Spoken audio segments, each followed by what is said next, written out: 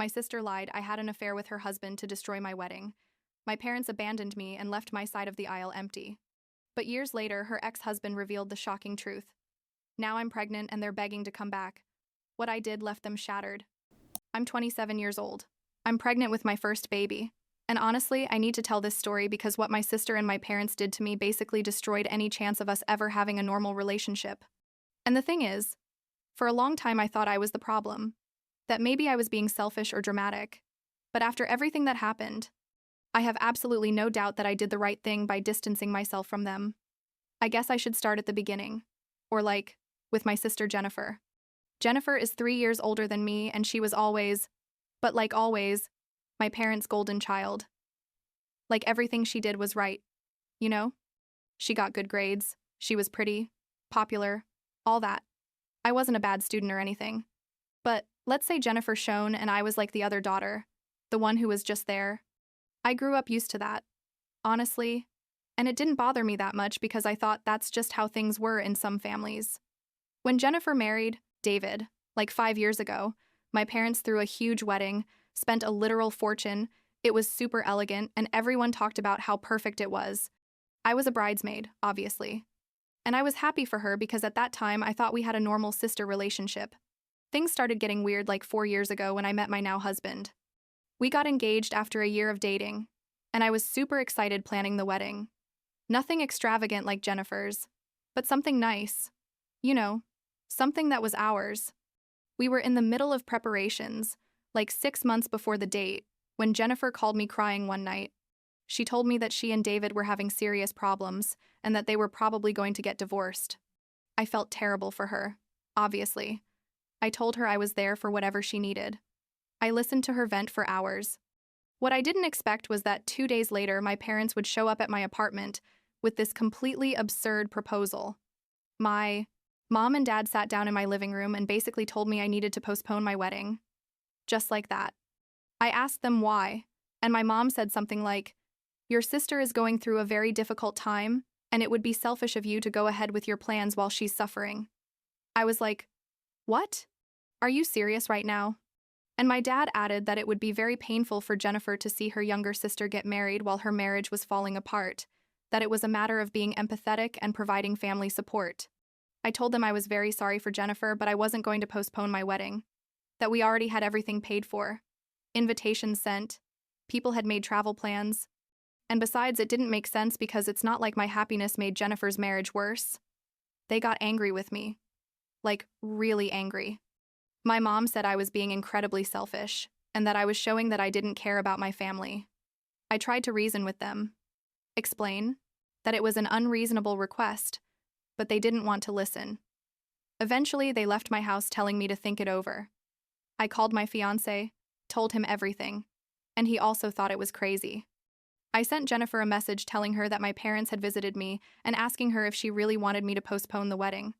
She responded with a super long message about how, yes, it would be very painful for her, that she needed her family to support her in this difficult time, and that if I really loved her, I would understand. I didn't postpone the wedding, obviously. I went ahead with the plans. Jennifer officially got divorced 3 months before my date. And during all that time, my parents were constantly pressuring me. Calls, messages, surprise visits, all to convince me to change the date. I stood firm. But honestly, it was exhausting and stressful. What happened next was what really destroyed everything. A month before the wedding, Jennifer started telling people that I had destroyed her marriage.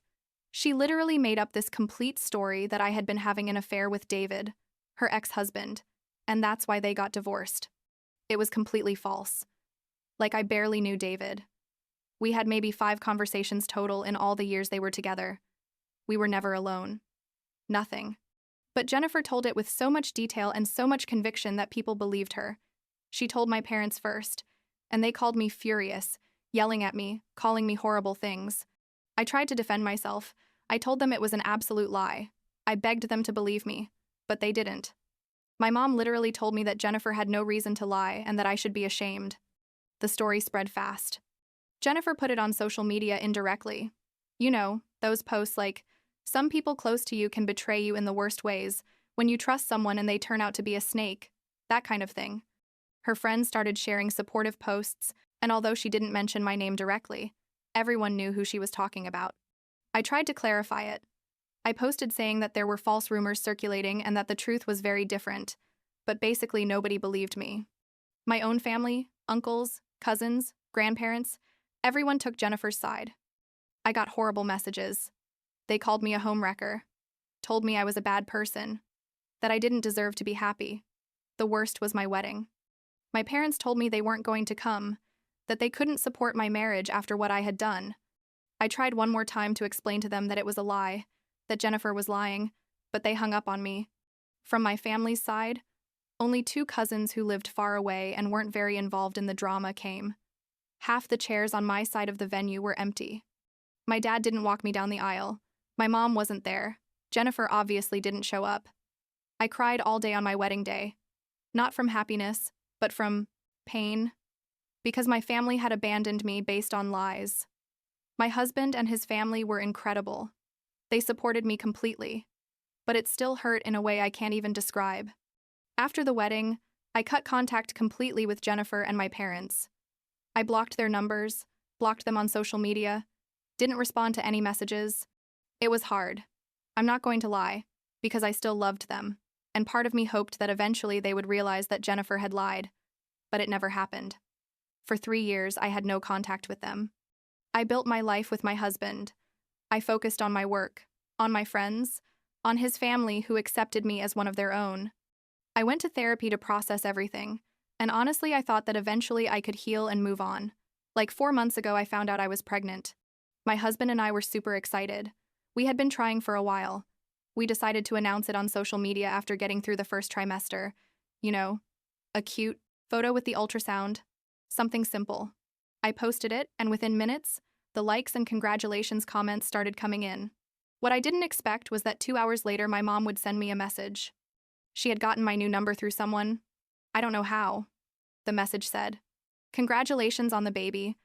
I know we've been distant, but this is important. We need to talk." I didn't respond immediately because, honestly, I didn't know what to say. 2 days passed, and my dad also wrote to me. His message was longer. It said they had had time to reflect, that they wanted to be part of their grandchild's life, that family was important. He mentioned that Jennifer also wanted to be involved, that she loved children and that she would be a wonderful second mother to my baby. When I read that, I literally felt like someone had thrown cold water on me. Second mother? Jennifer. The one who had destroyed my wedding with lies? The one who had made me look like the worst person in the world? And my parents thought I was going to let her near my son. I responded to them with a very clear message. I told them no, that after what they had done, they were not going to be part of my baby's life, that Jennifer especially was never going to be near my child, and to respect my decision and stop contacting me. My mom responded that I was being cruel and vindictive, that I was depriving my son of his family out of resentment. I told them again no, that my son was going to grow up surrounded by people who really loved and respected us, not people who had betrayed me. I blocked them again, this time more numbers and accounts than I even knew they had. I thought that would be the end of it, but no. They started sending me messages through other relatives. My aunt wrote to me saying I should forgive. That family is family. A cousin called me trying to convince me to give my parents a chance. Everyone had an opinion about what I should do.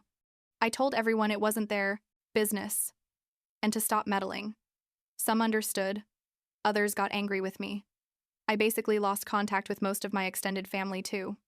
What changed everything completely was a random encounter I had like 6 weeks ago. I was at a cafe near my house, waiting for my order, when someone touched my shoulder. I turned around and it was David, Jennifer's ex-husband. I hadn't seen him since before their divorce. He looked good, maybe a little thinner, but good. He said hi, asked me how I was, noticed I was pregnant, and congratulated me. We chatted a bit. It was awkward at first because, the whole situation. But he was kind. I asked him how he was, and he told me, good, that he had moved on with his life, that he had a new girlfriend. Then he told me something that left me frozen. He said, "I know Jennifer told lies about you and about our divorce, and I want you to know that I tried to clarify it at the time, but nobody listened to me." I asked him what he meant exactly, and he told me, that Jennifer had been trying to get pregnant without telling him, that she had secretly stopped taking her birth control pills without his knowledge because she wanted a baby, and he had told her he wasn't ready. When he discovered what she was doing, he was devastated by the breach of trust and asked her for a divorce. That was the real reason for their separation, nothing to do with me. I stood there in the middle of the cafe, unable to believe what I was hearing. I asked him why Jennifer had made up the affair with me, and David said it was probably because she needed him to be the villain of the story, not her, and because she had always felt envious of me. I asked him if he would be willing to tell the truth publicly, to clarify that I had nothing to do with their divorce. He thought about it for a moment and said yes, that he was tired of Jennifer's lies too. He gave me his number and told me to contact him if I needed him to talk to anyone. I went home with my head spinning. I told my husband everything, and he was shocked too. I spent days thinking about what to do with that information. Part of me wanted to yell at everyone. I told you it was a lie. But another part was tired of the drama and just wanted peace. What made me take action was something that happened a week later.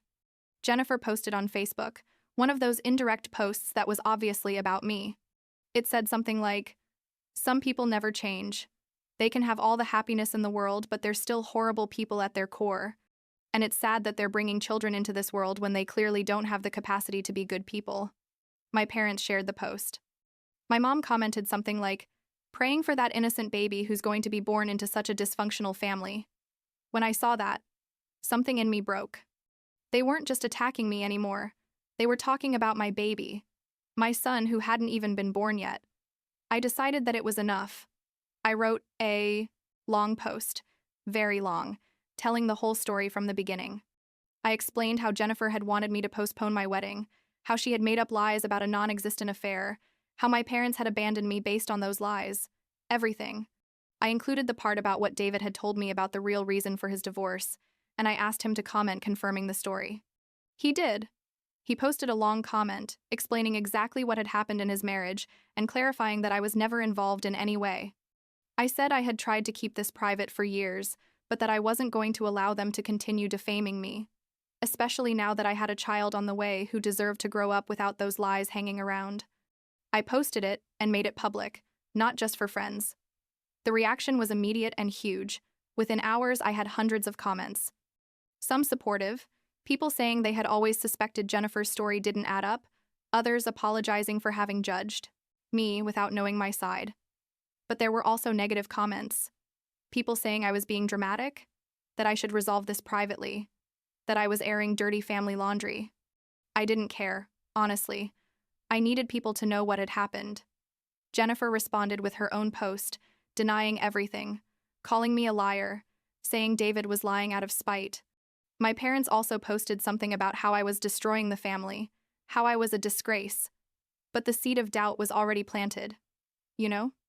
A lot of people started questioning Jennifer's version, especially with David confirming my story. Some relatives apologized to me, told me they should have listened to me from the beginning. I didn't accept all the apologies because, honestly, the damage was already done, but at least the truth was out there. I thought after that things would calm down, but Jennifer escalated everything to a level I couldn't believe. Like 3 weeks ago, I got a call from my landlord, the owner of the apartment where I live with my husband. He told me he had received a call from someone who had identified themselves as me, saying that we were going to break the rental contract and that we would be moving out next month. I told him that was false, that I had never made that call. He was confused, said the voice sounded like a young woman and that the person knew details of our contract. I immediately knew it had been Jennifer. 2 days later, my mother-in-law called me super upset. She said she had received a long message on Facebook from Jennifer, who introduced herself as my concerned sister. In the message, Jennifer told my mother-in-law that I was having severe mental problems, that I had been acting erratically, that she was worried about the baby, and that she needed my mother-in-law to help convince me to seek psychiatric help. My mother-in-law, who knows me well and knows the whole story, immediately recognized it was manipulation, but it was still disturbing that Jennifer was trying to bring more people into this. That's when I decided I needed to take legal action. I went to the police station and filed a report about the landlord incident and about the harassment in general. The officer told me they probably couldn't do much with just that, but that it was documented in case things escalated. I hired a lawyer and we sent Jennifer a cease and desist letter, basically telling her that any additional contact, direct or indirect, would result in legal action. I also sent a copy to my parents, making it clear that this was serious. Jennifer didn't respond to the letter directly, but she started sending me physical letters to my apartment. Long letters, like 5 handwritten pages, where she painted herself as the victim, where she said I had betrayed her, that I had stolen the opportunity to be an aunt, things like that. I kept them all as evidence. I didn't respond to them. My lawyer told me it was fine for me to receive them, but not to interact in any way. 2 weeks ago, I changed my phone number completely. I only gave it to people I really trust. We installed security cameras in our apartment because, honestly, I no longer trusted that Jennifer wouldn't show up at my door. I explained the whole situation to the hospital where I'm going to have the baby. I gave them photos of Jennifer and my parents.